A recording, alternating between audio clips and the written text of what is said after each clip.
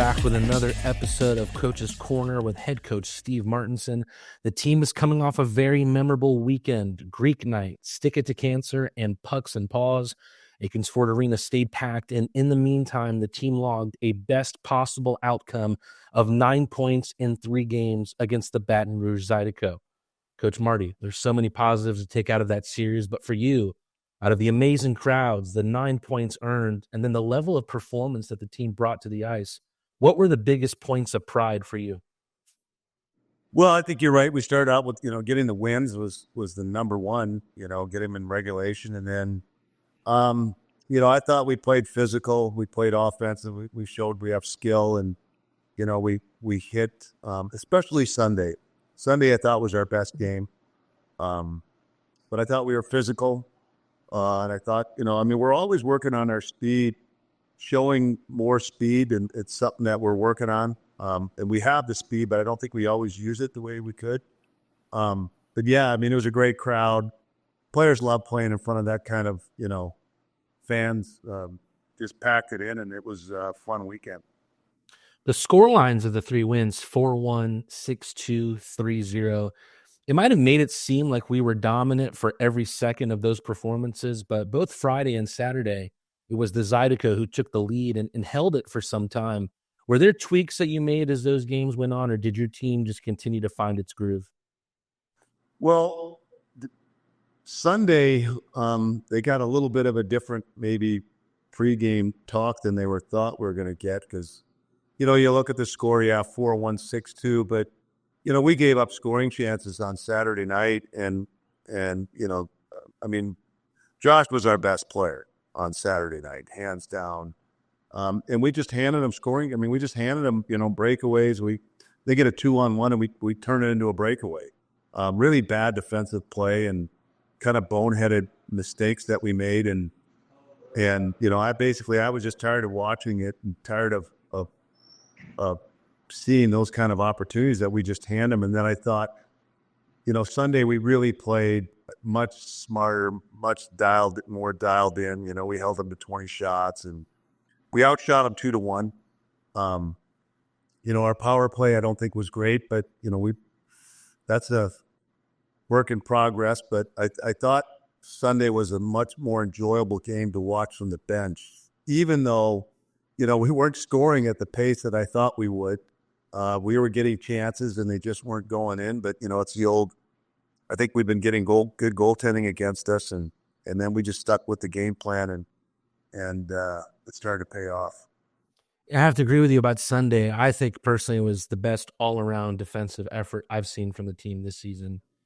Did you feel the same way? And did you also feel that, how big those games felt with the crowd, that the energy throughout those 3 games with everybody that was in the audience, it really helped the team focus and maybe mitigate some of those individual errors that me and you talked about the last time that we had spoken? Well, so when you get that big of a crowd, players start thinking about goals. You know what I mean? And what I call it is you're thinking about the big thing. The big thing is winning, and the big thing is scoring.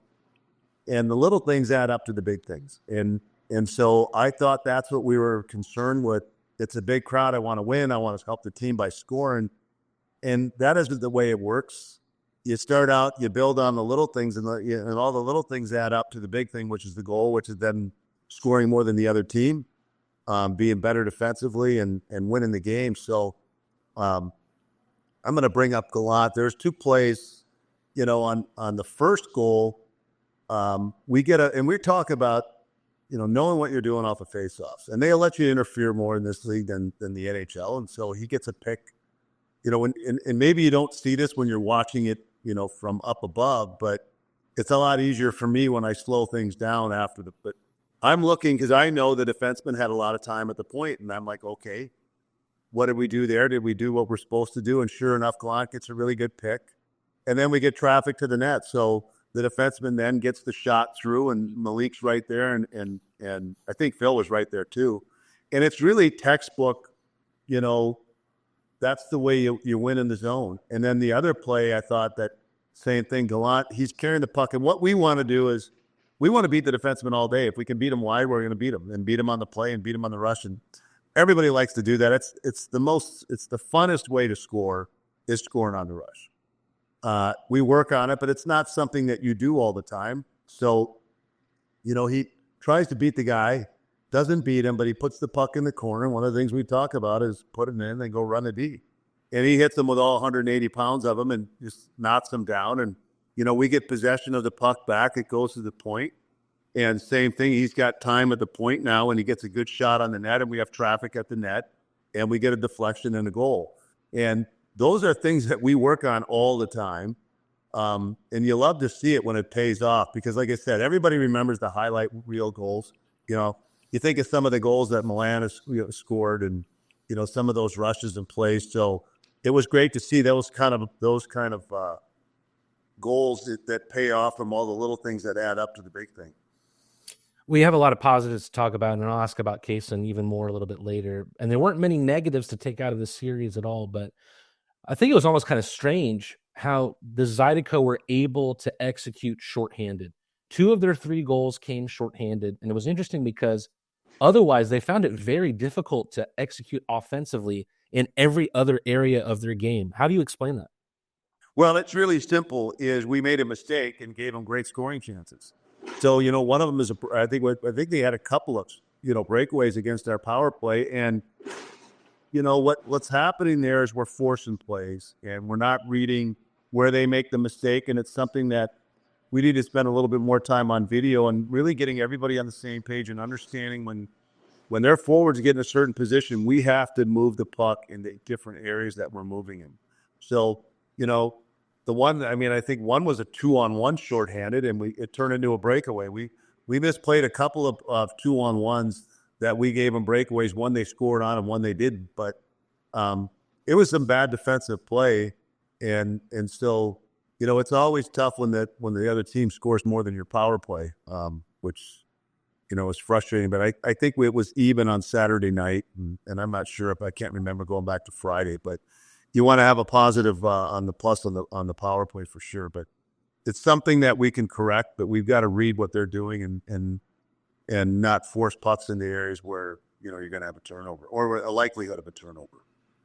You kind of have like 2 sets of 4 games in a couple weeks. You have Baton Rouge, that 3-game set coming into Wednesday against Columbus, and then you have the same thing next week, Columbus, and then 3 games against Danville. In our last talk, you had told me that things were different with your goaltenders since Bostet left, and that you'll now ride the hot hand into every next game. And I know it's a good situation to be in, but where does that leave you right now with Rosenzweig having given up just 3 goals in his last 3 games, and then Dominique Rodriguez coming off a shutout in what was just his second professional game? Yeah, those are good problems to have.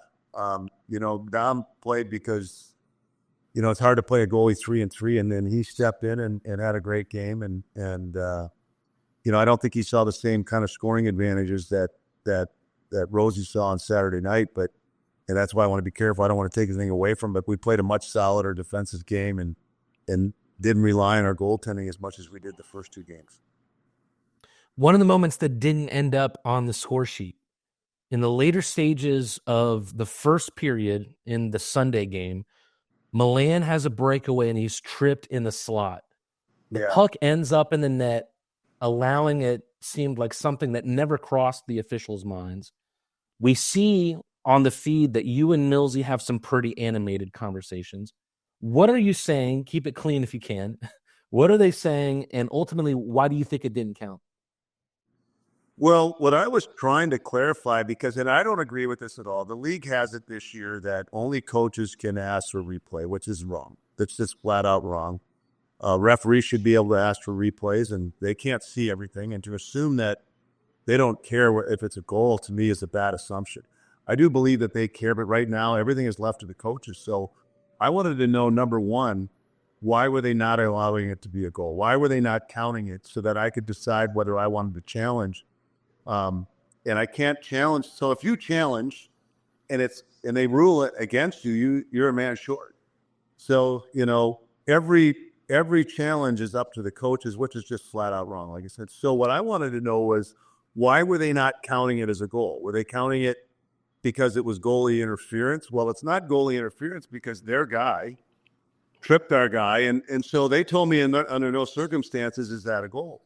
Now, I'm still dealing with that play. It's funny that you asked because I asked the league, and I'm going to give you an example. If Gallant is shooting the puck and their defenseman knocks Milan into the goalie and we score, it's still a goal. It's a goal. And so to me, it's the same thing is, okay, Milan's shot, he got tripped. That trip propelled him into the goalie. I don't know. We still don't know if the goal was in before or after. Could have been on the shot. It all happened so fast. To me, it didn't matter because he was pushed into the goalie by their player. Puck ends up in the net before any whistle. And then they'll talk about, well, the play is actually dead when the referee, not so much when the referee blows the whistle, but when the referee declares it dead. Well, there wasn't enough time to declare the play dead. It was a split. It was a shot, a trip, and into the goalie, all in 1 second. So I still contend that the goal was good, and that's something that you can check back with me the next game to see if I've clarified it with everybody, because I believe that the goal should have counted, and it's something that I'm trying to get cleaned up, with the league in case it ever happens again. But just like you, inquiring minds want to know. I want to know why they could say, and I want to know in the rules where it says that it's not a goal, because I don't agree with it. And me, like I tell the refs, I'm always right even when I'm wrong. Well, I think that's a situation where you are right. It'll be interesting to see if we get an update there. We all know how dangerous of a force Justin Portillo can be with a check or when he drops the gloves, and we know how much of a fan favorite he is right now. But to give Portsy credit, I think he really did a good job this weekend affecting the game offensively. He logged an assist, and I think it's palpable right now how badly he wants to score his first goal with the club. What did you make of the weekend that Ports had? Yeah, I thought he was much more. Well, he's always physical, but I thought he was making some more plays. And in the tighter games, he hasn't played as much as some of the other guys. And so it was an opportunity for him to get in there. And like I said, he's got great speed. He had a couple of good shots, and certainly had the forechecking and the hitting, along with everybody else. I mean, Morella, everybody stepped up their game. I thought Sunday was a really physical game, but, Portillo leads that, game. We've got a couple of guys that, the usual suspects. Greco is always at the top. I mean, he's an intimidating guy to play against. And the more that teams play against him in our division, and I'm not trying to steer this away from Ports, but everybody knows Ports. Not everybody knows Greco, and it's getting around that you better be careful when you come down to his lane, because if he gets a chance to put you on the ground, he's going to do it, and he's going to do it as hard as he can. And it turned out that the guy that he laid out at the end of the game the other night was running his mouth by our bench. And Karma, there's a thing about Karma gets his way around. But, going back to Ports, I mean, we want to have that. That's our style. We're going to play a heavy game. We want to be heavy. We want to be offensive, and we want to be hard to play against. So Ports is always kind of leading the charge with that respect. You brought up Reller, and you brought up too, like the effort that you're seeing from the guys lately. Is the current health and fitness of the team right now really contributing to that? Because guys know now that, hey, if I don't play well tonight, I could be the healthy scratch next game. Are you seeing that effort from the guys right now? Yeah, and you really don't want that to be the reason that you're motivating them. You want it to be because they're all buying, they're all pulling on the rope. And the way that I like to coach is, by the end of the year, all I'm doing is walking in and giving them the lineup. You know what I mean? By the end of the year, the pregame talks, everybody knows exactly what they expect of each other, and everybody knows what everybody's strengths are. And the less I have to say then, the better, because we're just running on recall and knowing exactly what everybody's supposed to be doing. So some of the young guys, they're not consistent. I mean, even some of the older guys. I mean, consistency, and that's one of the things that I've had a lot of success, and I know that the success is directly correlated to your glue players. Glue players are guys that consistently play the same way game in and game out. You know exactly what you're getting from them. But the trick to that is your glue players have to be not just your bottom players. Oftentimes, third line guys are glue players because that's how they stay in the lineup. They get pucks out, they get pucks in, they do the little things right. But you don't win championships if your top guys aren't your glue guys. And so that's what we have here. And we're working, we're always working to improve it. We're always working to make it better. But, I think there's things that are going to get a lot better with the talent that we have. Our power play is going to be 25% at some point. We're just getting that, getting everybody on the same page. I know that that's coming. But that's where we want to be consistent. From a coach, players want to play with players that are consistent. Guys don't want to play with a guy that's, one night he's the best player, one night he's the best shift, and then it disappears. They don't, you don't win with those guys. Those guys are team killers. They're always skill guys. They're always power play guys. And eventually, they cheat and they, other players see, this guy's getting the power play time and all he cares about scoring. So the coach is BSing us. He doesn't really care about all the little things. He just wants us to score goals. So it's critical that your top guys lead by example, and I think we're doing a real good job with that. Kaysen Gallant, he's a top 10 goal scorer in the league right now. No Rock Lobster has scored more power play goals this season. And for me, he was so brave and electric with his stick handling this weekend. And I also think he's added a lot more intangibles in his game, things that don't show up on the score sheet. I know you can't always be aware of what guys are doing before and after practice, but are you in tune at all with what kind of work Kaysen is putting in? Well, like today, I saw him out. I saw him out this morning, 20 minutes before practice, working on his stick handling, working on with pucks and the stick handling, and I don't miss that stuff. But he's definitely our most improved player, and he was a pretty good player to start. But he's worked on all the little things that, like I said, the things that made those 2 goals were things that didn't show up. Like he didn't get a point on those plays, but he was critical into, making the plays be able to happen. So, and he's been rewarded. He's, there's times when I've had him on the second power play unit, but, when you talk about power play goals, we had a play on Sunday and he hit the post, he hit that post from right with inside the circles. And he's got a great shot. He's got great hands, but he's also, what I love is that he's also saying, okay, I'm not just going to live on that. I'm going to be, a greasier player. And he's not a real big guy. So it isn't like, I don't expect him to play like Portillo, but I don't expect him to not finish any checks either. And, like I said, but he's hitting guys hard and he's been a lot of fun to watch and see him develop as a player. Last question for me, Coach. You go into another game against Columbus Wednesday. We play them every Wednesday this month. Were you aware of how much they struggled against Bingo in New York this past week? And what do you make of that? Well, I'm definitely aware of it. I haven't watched the video yet, but I'm going to this afternoon.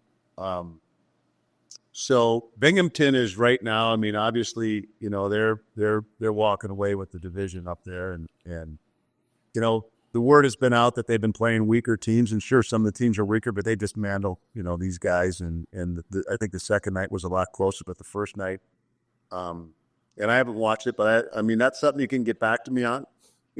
But I mean, right now, really, the focus on us is our team. There's things that you have to do depending if a team has, X amount of forwards, or they have depth, or they're getting scoring from their defense. Like if you're playing against us, you better be aware when Carter's on the ice as a forward to cover him and either jumping in the play or covering the point. So there's things like that that you have to be aware of the other team. But really the main focus with us is just getting everybody on our team playing up to their ability and getting them to do it game in and game out. And we're not there yet, but we're getting closer. It's been a back and forth season series against the Columbus River Dragons.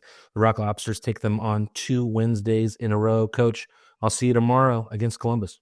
All right. See you tomorrow, Matteen.